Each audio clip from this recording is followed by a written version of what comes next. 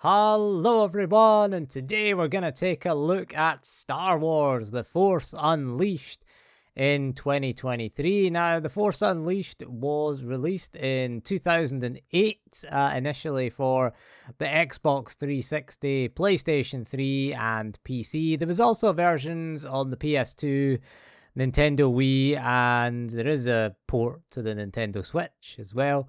There was also handheld versions, but I'm not going to cover them today. So yeah, The Force Unleashed was basically, it was kind of like the follow-up to Jedi Knight, where you were playing as Star Killer, who was Darth Vader's secret apprentice, and you're tasked with hunting down and destroying the remaining Jedi Knights for Vader, who just can't be bothered for some reason.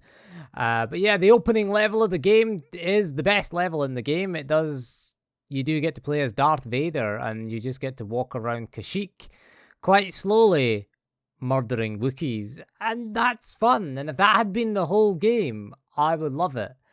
But anyway, as we'll see in this look back, this retrospective on the game, it's not a game I'm a big fan of, and we're going to explain why.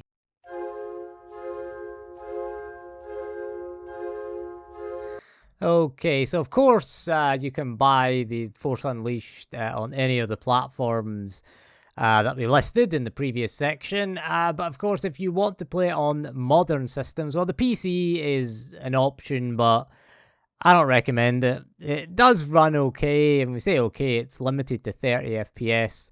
Yeah, not the best on PC, but you can play it. It is backwards compatible on the Xbox One and Series consoles, so you can play it on there. You can play the 360 version, which is the footage that you're looking at, the Xbox 360 version running on an Xbox Series X. Now, there is no enhancements for the game, no FPS boost either, so again, you're stuck with 720p and 30 FPS, which is disappointing, but thankfully, if you're on PlayStation, then you can be spared this monstrosity of a game because it's never been released on the PS4 or PS5. And yeah, on Nintendo, you can play it on the Nintendo Switch. Bear in mind though, the Nintendo Switch version is the port of the Wii version, so you do have to use the motion controls with it. The motion controls, they were alright, but never the best in this game. Kind of just a gimmick. But if you want to play it on the Switch, then yeah, you can download that if you want.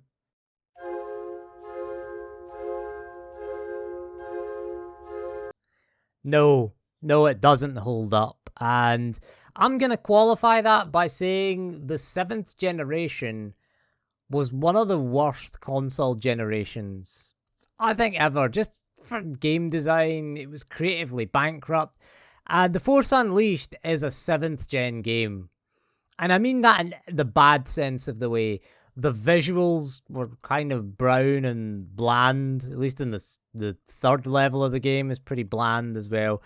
The protagonist looks the same, Star Killer, he looks the same as every other protagonist from the 7th generation. Like, seriously, what was the deal with that? Why did all the protagonists look the same? I mean, at least Jedi Fallen Order lets you play as a ginger, at least. You know, it's something different, I suppose.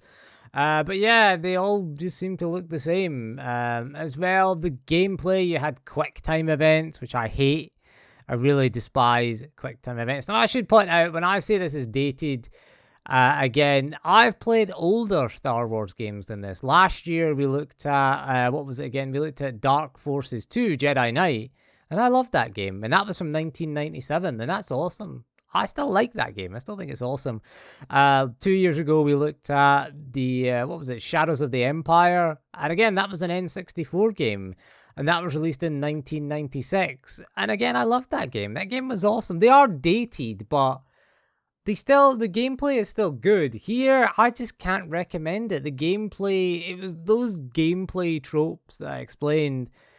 I just hated them. I hate that every fight ends in a quick time event. It just tries to be God of War, which it shouldn't be. At least the Jedi Fallen Order, at least it has a higher bar in that it's kind of trying to be Dark Souls, which is a better game at least. I mean, I guess maybe we've been spoiled over the last few years with some excellent kind of action games, like games like Elden Ring and so forth. But going back to this game, it's pretty awful. You end up just button mashing your way through it, and running at 30 FPS really doesn't help matters as well. The controls feel like they're in another time zone. Like, you know, you seem to hit a button and a few seconds later something will happen. Maybe.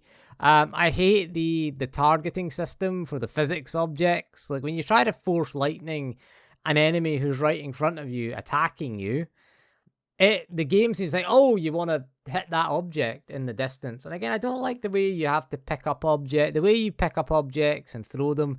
Like if you compare it to Half-Life 2, for example, with the gravity gun, it was simple. You had one button to pick up an object, you aimed with your reticule, and pressed the other button to fire it. The right mouse button to pick it up, left mouse button to fire, and it was simple. Here you can kind of move up and down, backwards and forwards, and it never ever feels right. It just feels like a glorified physics demo. Like that first level that we looked at, that first level is excellent, and if the whole game was that, great, but no, I hate the upgrade RPG mechanics. They're pretty awful. I hate the fact that when you go into the upgrade menu, it has to do a loading screen, which irritates me every time. Even though it is running from an external portable SSD, it still has to load, and it really irritates me. But yeah, I feel like The Force Unleashed is just a dated mess of a game, and it's not dated, and it's not old school, it's old fashioned, is what I would say. It has some outdated design tropes that I'm glad are gone. Now, the boss fights as well, I kind of hate them. You just kind of button mash your way through them, and you can succeed button mashing your way through them.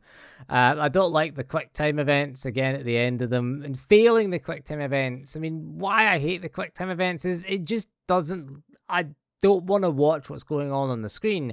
I'm just watching for where the button prompt is coming from, which is like a little small area at the bottom of the screen. Again, you're trying to be cinematic with these cutscenes, but for me, quick time events just take away that cinematic value of the cutscene, because I'm only staring at the button prompt, where's the next button prompt coming from. I'm not listening to the scene, I'm not watching the cutscene, I'm just staring at that area and just going to press it. It ruined a lot of games. Resident Evil 4 was like the big game that started off. I know Shenmue 2 probably was one of the first games to do it. But yeah, Resident Evil 4's popularity. And then you had God of War as well, which came the same year as Resident Evil 4 in the mid-2000s. And again, I don't like that, because I can't play the original God of War games because I don't like pressing the buttons.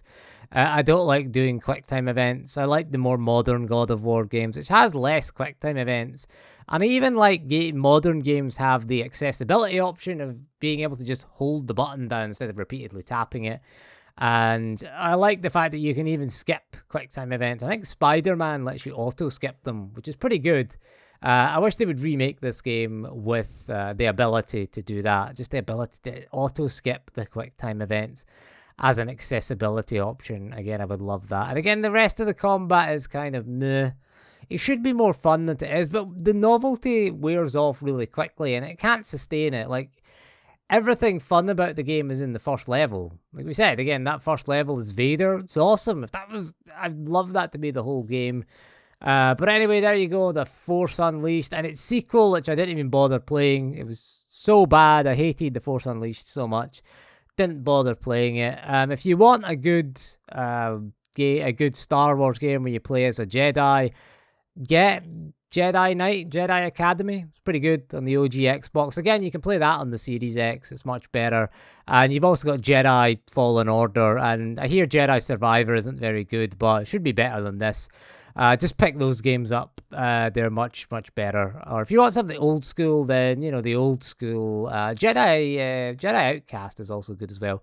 Jedi Knight 2, Jedi Outcast, and then there's Dark Forces 2. Jedi Knight is pretty decent as well if you want a nice retro shooter. But this game is old-fashioned and not in a good way. So yeah, we played a Star Wars game that I hate for May the 4th, just to do something different, I guess. But anyway, that is all for this video, so thank you for joining me, and we'll see you again soon, and goodbye.